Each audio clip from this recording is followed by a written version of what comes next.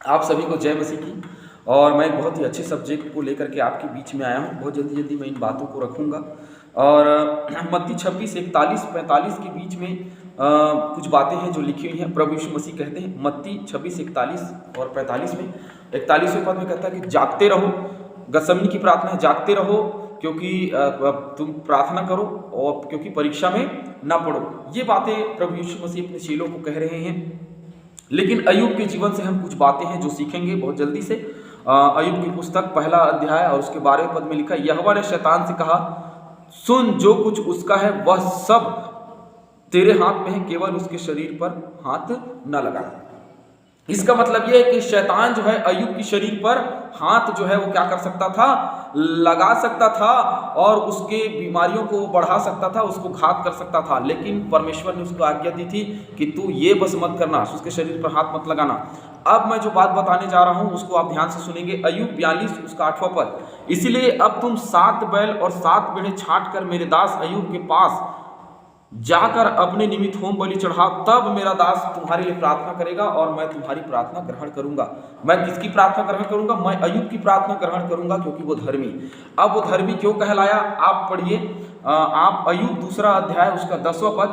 उसने उससे कहा, तू एक मूढ़ स्त्री है, अपनी पत्नी से कह रहा है, किसी बातें करती है। क्या हम जो परमेश्वर के हाथ से सुख लेते हैं, क्या हम दुख ना लें? इन सब बातों में भी अय्यूब ने क्या किया? अपने मुंह से कोई भी पाप नहीं किया। अपने मुंह से क्या नहीं किया? कोई भी पाप नहीं किया। हर एक बीमारी, हर एक कष्ट उनको उसके जीवन में हुआ, हर एक चीज उसे छीन लिया गया, उसके बच्चे, उसकी पत्नी, सब कुछ छीन लिया गया। उसके बाद भी अय्यूब जो है अपने मुंह से पाप नहीं किया। देखिए, पाप नहीं किया, इस बात को आप नोट करके रखेंगे। कुछ बातें हैं अय्यूब के जीवन से बताने से पहले मैं आपको बताना चाहता हूँ। प्रेरितों 1:14 में लिखा है, एक चित्त होकर के प्रार्थना में लगे रहो। और वहीं 2:42 में भी लिखा है, और प्रार्थना करने में क्या रहो? लवलीन रहो। और प्रार्थना करने में लवलीन रहो। और फिलिपियों की पत्री 4:6 में लिखा है, परंतु हर एक बात में तुम्हारे निवेदन और प्रार्थना ला करके तुम उसे दो। और कुलुसियों 4:2, प्रार्थना में लगे रहो और धन्यवाद के साथ उसमें जागृत रहो। इस बात को भी नोट करो, उसमें जागृत रहो। और आखिरी बात 1 पत्रस 4:7 में लिखा, इसलिए संयमी होकर प्रार्थना के लिए क्या करो?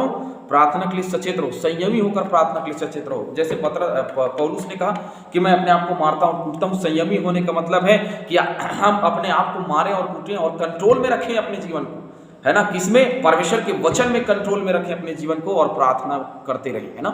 और कंट्रोल करके प्रार्थना करते रहना है ना। अब मैं अपने मुख्य भाग में आऊंगा।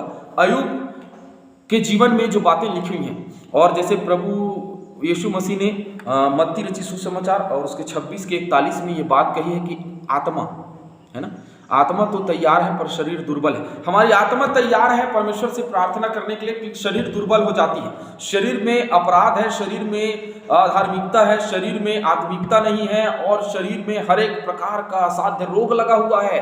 वचन में लिखा है कि हमारा जीवन असाध्य रोग लगा हुआ है ना।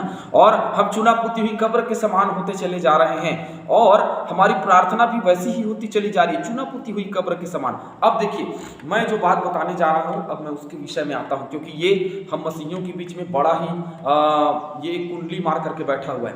परमेश्वर और मनुष्य के बीच में प्रभु यीशु मसीह है जो बिचवई है, लेकिन हम सब के बीच में एक और है जो कार्य करता है, और वो शैतान है।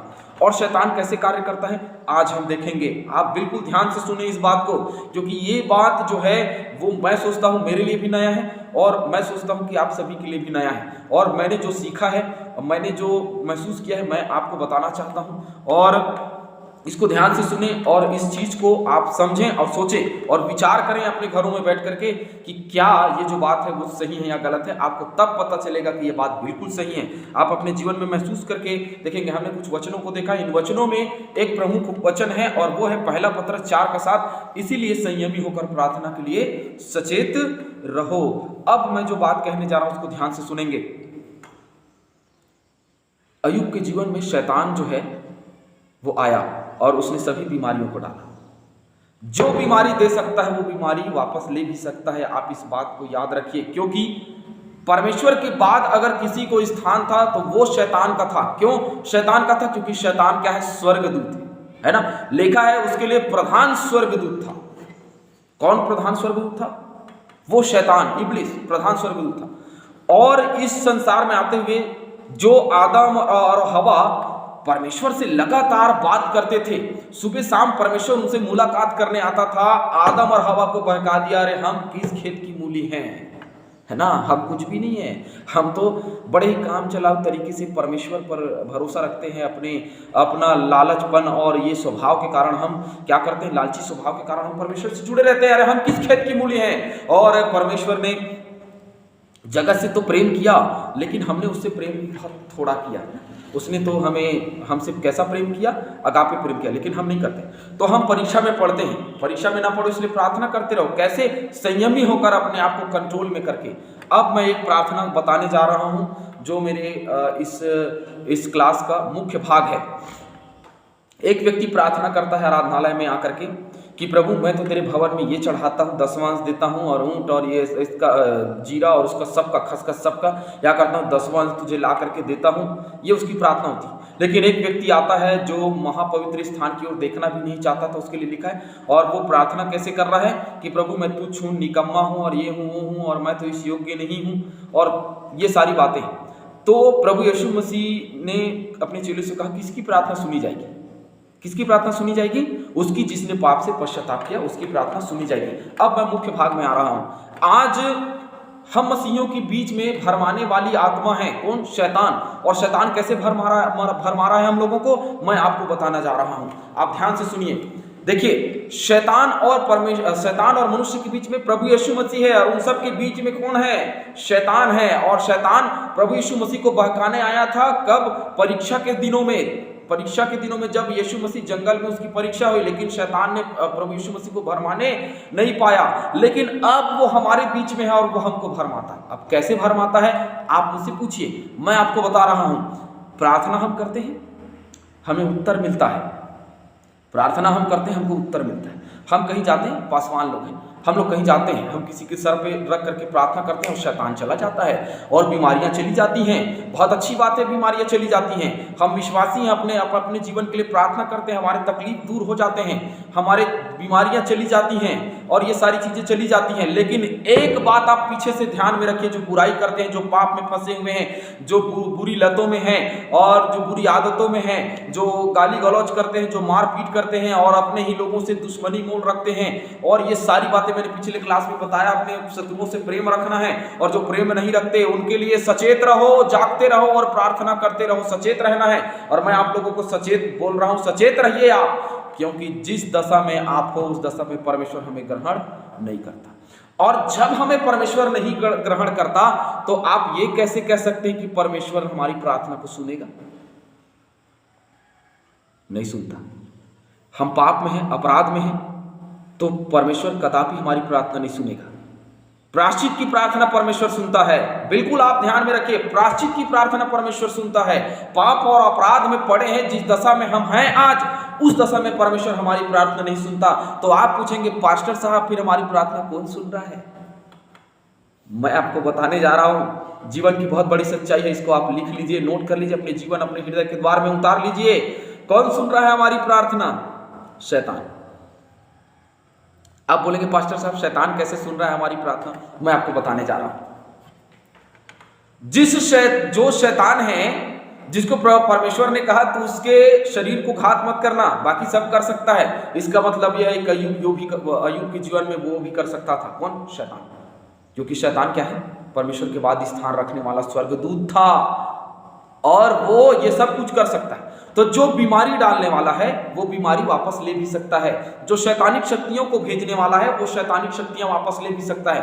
और शैतान के पास में इतनी सामर्थ्य है कि वो हमारे बीमारी से छुटकारा दे सकता है और हमारे जीवन से शैतान दूर कर सकता है, और हमारे जीवन में जो कुछ तकलीफ है उसको भी वो दूर कर सकता है। जीवन नहीं दे सकता, बाकी वो सब कुछ, अनंत जीवन नहीं दे सकता, बाकी सब कुछ वो कर सकता है। अब बताइए, क्या परमेश्वर, हम पाप में पड़े हुए हैं, पाप की दशा में हैं, उस स्थिति में हमारी प्रार्थना सुनेगा? नहीं सुनता। क्योंकि परमेश्वर पाप से घृणा करता है, तो कैसे प्रार्थना सुनेगा? जो जिससे घृणा करता है उस घृणा को कैसे ग्रहण करेगा? पर प्रभु यीशु मसीह, अगर हम इसी स्थिति में हैं और इसी स्थिति में अगर परमेश्वर हमें को ग्रहण करना चाहता तो प्रभु यीशु मसीह को इस जगत में क्यों भेजता? अरे क्या जरूरत थी प्रभु यीशु मसीह को इस जगत में भेजने की? प्रभु यीशु मसीह को इस जगत में इसीलिए भेजा कि हम अपने पाप से पश्चाताप करें और परमेश्वर के साथ में रहें। जो भेड़े परमेश्वर के साथ में है उसी की प्रार्थना परमेश्वर सुनता है, याद रखिए आप। और धोखे में मत रहिए कि हम शराब पी रहे हैं, गाली गलौज कर रहे हैं, बुराई कर रहे हैं और परमेश्वर हमारी प्रार्थना सुन रहा है। बिल्कुल नहीं सुन रहा है। शैतान हमारी प्रार्थना सुन के हमें भरमा रहा है और आज हम उसके जाल में फंसे हुए हैं।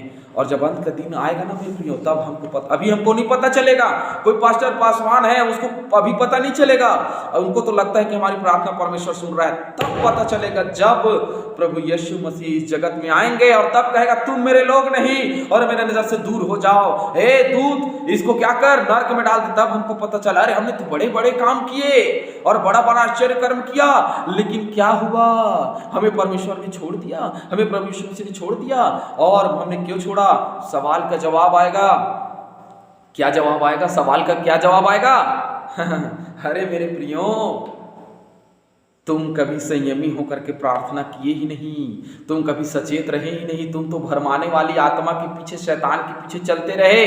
उसने तुम्हें भरमाया, उसने तुम्हें धोखे में रखा। तुम्हारी प्रार्थना परमेश्वर सुन रहा है। यहाँ तो शैतान हर एक चीजों को पूरी कर रहा है। इसीलिए आज विश्वासियों के बीच में देखिए बहुत सारे लोग सवाल करते हैं, पास्टर साहब वो तो बड़े ही अपराधिक लोग हैं, लेकिन फिर भी परमेश्वर जो है उनको क्यों बढ़ा रहा है? परमेश्वर नहीं बढ़ा रहा है, वो उनको धोखे में रख रहा है और उनकी बीमारियां दूर हो जाती हैं। ऐसा क्यों है पास्टर जी? अरे पास्टर जी इसीलिए है। पास्टर जी से ये सवाल मत करिए, अपने जीवन में इस सवाल को रखिए। उनकी प्रार्थना इसीलिए सुनी जा रही है क्योंकि वो पाप और अपराध में है और शैतान उसकी प्रार्थना सुन रहा है, परमेश्वर नहीं सुन रहा है। अंत के दिन में सबका नतीजा ये होगा कि सबको परमेश्वर छोड़ देगा। इसीलिए आज ये समय है मेरे प्रियो, ये छोटा सा क्लास में इसीलिए रखा हूँ, लेकिन वचन बहुत बड़ा है। आज हम बहुत धोखे में हैं कि हमारी प्रार्थना जो है जिस दशा में है, हम पाप कर रहे हैं तो भी हम प्रार्थना करते हैं, प्रभु हमको चंगाई देता है, बहुत अच्छी बात है। तो हम क्या कर रहे हैं? पाप में पाप कर रहे हैं। अब रोमियो की पत्री 6 अध्याय उसके पहले और दूसरे पद को जब आप निकाल करके पढ़ेंगे तो वहां एक बात लिखी हुई है, क्या हम पाप में पाप करते रहे कि अनुग्रह बहुत हो? दूसरे पद में क्या लिखा है? ये तो बहुत अच्छे से बोलते हैं। दूसरे पद में क्या लिखा है? कदापि नहीं, जिस पाप के लिए हम एक बार मर गए उसमें हम दोबारा जीवन नहीं बिता सकते। क्यों लिखा परमेश्वर ने? फिर क्यों कहा प्रभु यीशु मसीह ने ये वचन? क्यों लिखवाया परमेश्वर ने अपनी आत्मा से ये वचन? क्यों लिखवाया अपने चेलों से ये वचन? इसलिए कि एक बार हम पाप के लिए अगर मर जाते हैं दोबारा हमें उसको जीवन नहीं बिताना। अगर हम दोबारा उसमें जीवन बिता रहे हैं तो परमेश्वर हमारी प्रार्थना नहीं सुन रहा है। आप याद रखिए इस बात को। और हमको क्या लगता है परमेश्वर हमारी प्रार्थना सुन रहा है? बिल्कुल नहीं सुन रहा है। अगर हम धोखे में हैं, जब हम अपराध कर रहे हैं, जब हम पाप कर रहे हैं, तो प्रार्थना हमारा परमेश्वर कभी नहीं सुनेगा। बार बार पाप करते रहोगे, बार बार परमेश्वर क्षमा करेगा। प्रभु यीशु मसीह ने क्या कहा कि तुम अपने भाइयों को क्षमा करो। ये नहीं कहा कि मैं तुम्हें बार बार पाप करोगे और मैं तुम्हें क्षमा करूंगा। उसने कहा एक बार जिस पाप के लिए मर गए तुम दोबारा उसमें जीवन मत बिताओ। तो इस बात को अब याद रखिए मेरे प्रियो कि पाप के साथ में, अपराध के साथ में परमेश्वर हमें कभी ग्रहण नहीं करता। और जब परमेश्वर हमें ग्रहण ही नहीं करता तो हमारी प्रार्थना कैसे सुनेगा? हम आज धोखे में हैं। शैतान हमारी प्रार्थना सुन रहा है चुपचाप बैठ करके। इसीलिए शैतान जो भरमाने वाला, उसकी भरमाने वाली आत्मा मत आइए। अपने जीवन को बदल लीजिए, प्रायश्चित का जीवन बिताइए और संयमी हो करके प्रार्थना करिए और सचेत रहिए। कहीं ऐसा तो नहीं है कि सारा उत्तर शैतान की ओर से आ रहा है। बिल्कुल सचेत रहिए। आप परमेश्वर की ओर से जो बातें, जो प्रत्युत्तर मिल रहा है उसको आप समझिए और समझ करके अपने जीवन में आगे कार्य को करिए। शैतान आज प्रार्थना सुन करके हमारा उत्तर दे रहा है। बिल्कुल आप धोखे में मत रहिए और अपने जीवन को बदल लीजिए, क्योंकि यूहन्ना ने कहा मन फिराओ, है ना। आज हमें मन फिराने का समय है। और बहुत बहुत धन्यवाद आप सभी को। जय मसीह की। और आप सभी मन फिराइए और प्रभु में आगे बढ़िए।